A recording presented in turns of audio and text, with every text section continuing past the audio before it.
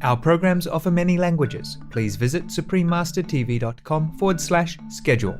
Nos programmes offrent plusieurs langues. Veuillez visiter suprememastertv.com/schedule. Nuestros programas ofrecen varios idiomas. Visiten suprememastertv.com/schedule.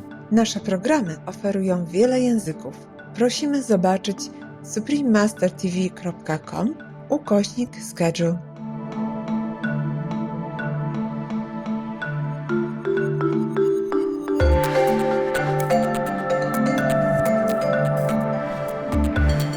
The massive structure that once housed millions of ants covered 50 square meters and extended 8 meters deep into the ground.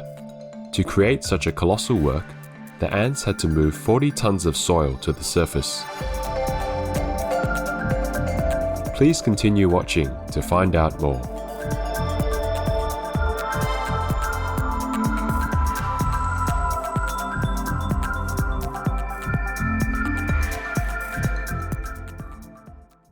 Yate is the way to say hello in Navajo, one of the languages spoken in the Navajo Nation. Literally, it means it is good.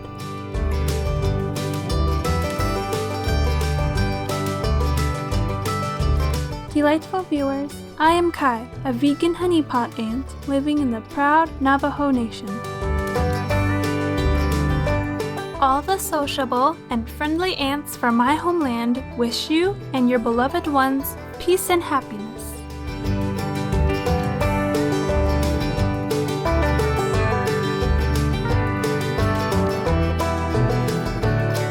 Welcome to our show, Amazing Ants and Their Cooperative Communities.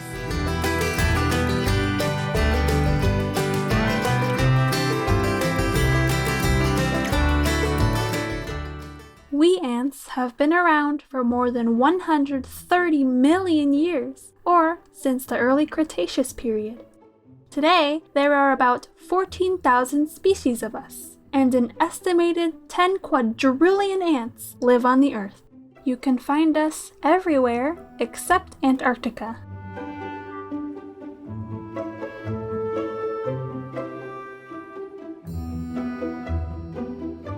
As social beings, we all live in colonies of various sizes, from just several ants living in a twig to super colonies with many millions of individuals. We are peace-loving beings that never compete with others in our colony. Our members always help and do whatever is best for the whole community.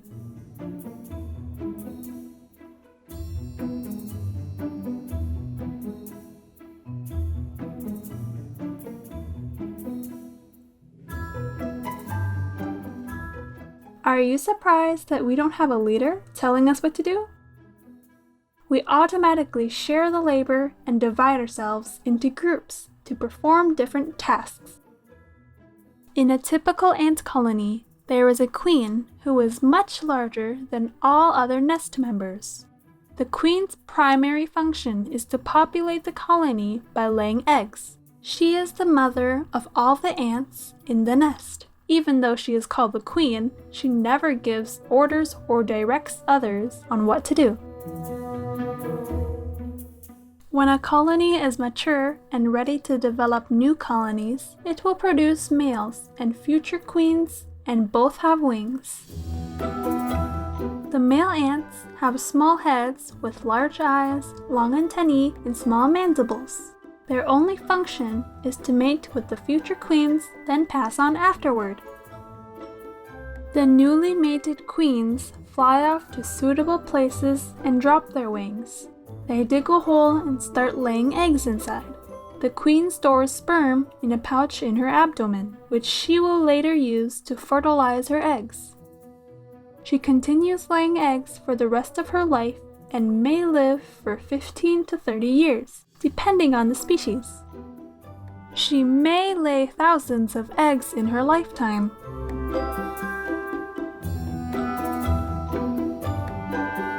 The eggs develop and the growth stages include changing into larvae and then pupae. Finally, they become adult ants As soon as the colony's first group matures, they go out to get food and dig the nest for the colony. The queen never comes to the outside world again.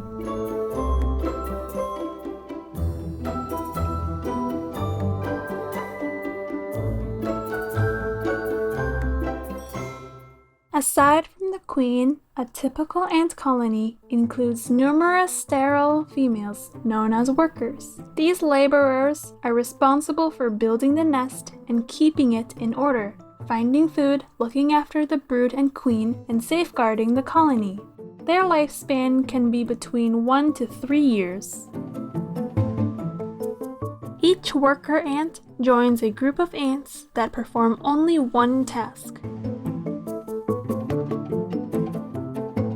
Yes, we cooperative ants get our jobs done amicably and efficiently through dividing our work among different teams. One set of ants takes care of the offspring, cleans the eggs, and feeds the young. Another group leaves the nest to forage for food, hence the name foragers. Yet another team expands, cleans, and repairs the nest.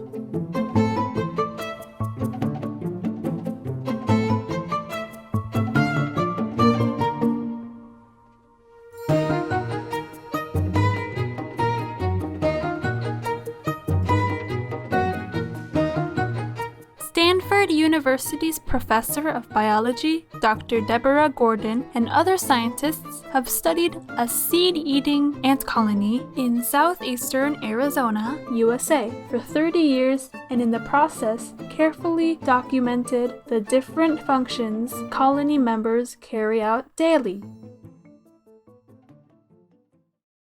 Very early each morning, the worker ants, called patrollers, go out and verify the trails that the foragers will later follow are safe.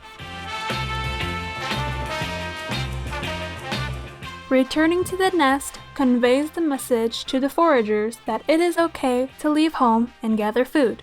The foragers will then travel along the pre-scouted trails, searching for seeds for a distance of up to 20 meters from their home.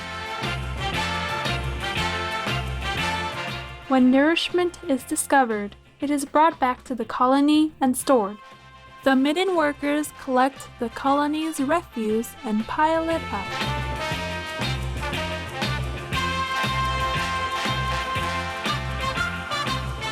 Most ant colonies stretch deep underground. Some even reach as deep as 8 meters below the surface.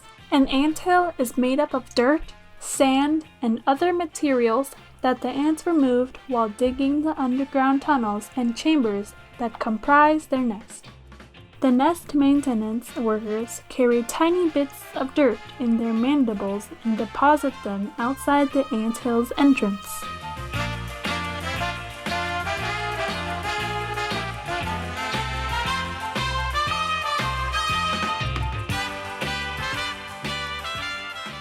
Wonderful viewers, we'll pause for a constructive message. Please stay tuned to Supreme Master Television.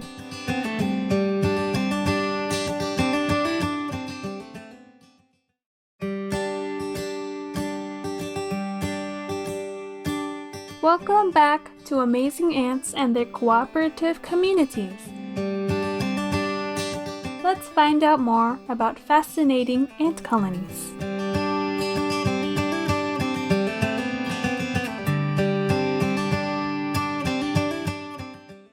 Curious to know more about the inner structure of our underground homes, scientists decided to excavate an abandoned ant nest in Brazil built by grass cutter ants.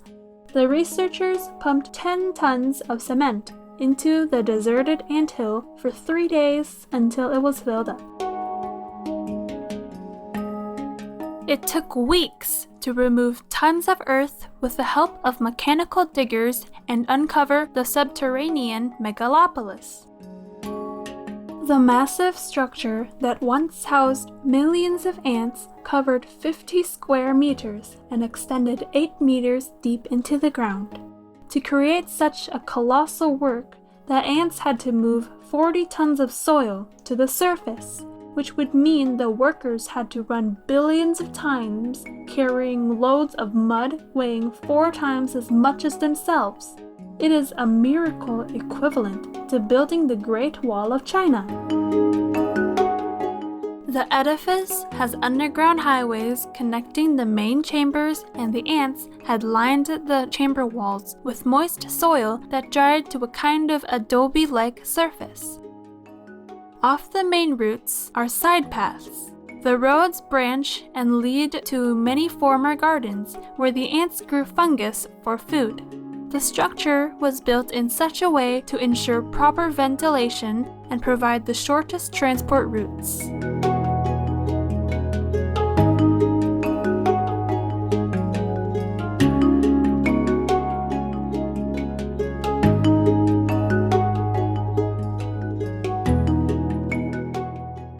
Ants don't usually spend their whole life performing only one task. We play different roles according to our age. Young workers remain in the nest to take care of the brood. Once they grow a little older, they join the construction team to excavate and repair the nest. Finally, they become foragers, going outside to search for food.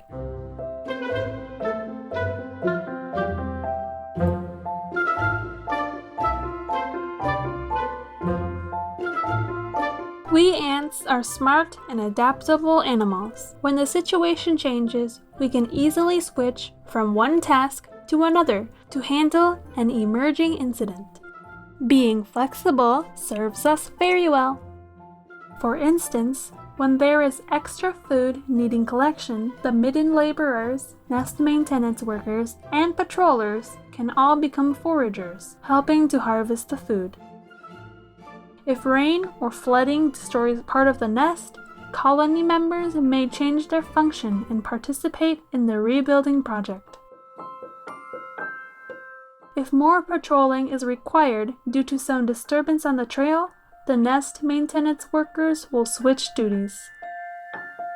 You must find it surprising that each ant figures out what to do by herself, allowing the colony to quickly cope with various environmental changes.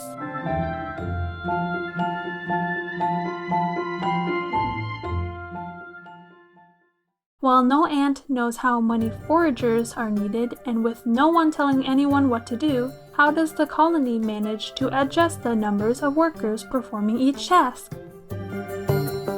Well, we ants have a particular way of communicating with each other through which we sense what needs to be done.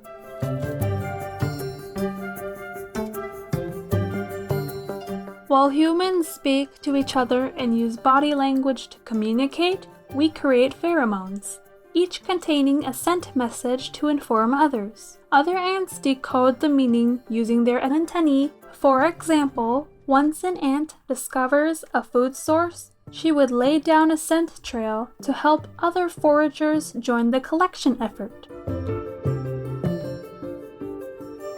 When they carry food home, they can add more pheromones to strengthen the signal. As the food quantity declines over time, the foragers release fewer pheromones. As you can guess, the weaker scent would indicate the lessening of the supply and helps others decide whether it is worth a trip to gather food by following the path.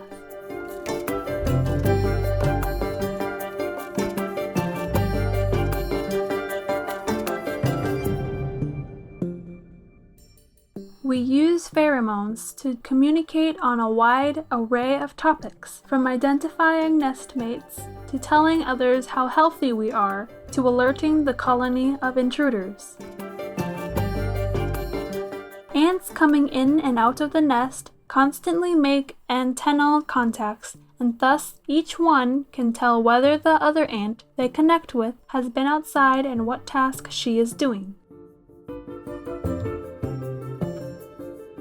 How often an ant meets ants performing a particular job may determine what actions she will take in the future.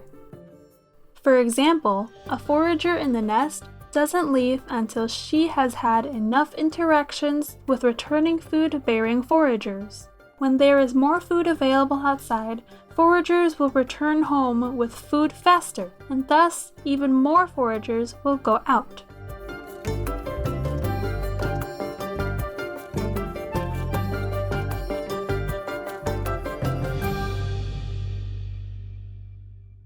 It's time for me to go back to work now. It was my pleasure to show you how typical ant colonies function.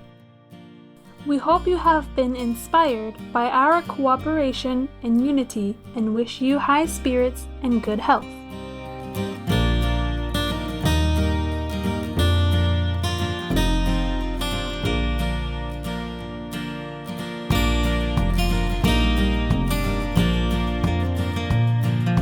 Peace-loving viewers, thank you for joining us for our show today. Coming up next is Tim Cole 2's Love Will Win, Part 5 of 9. On Between Master and Disciples, right after noteworthy news.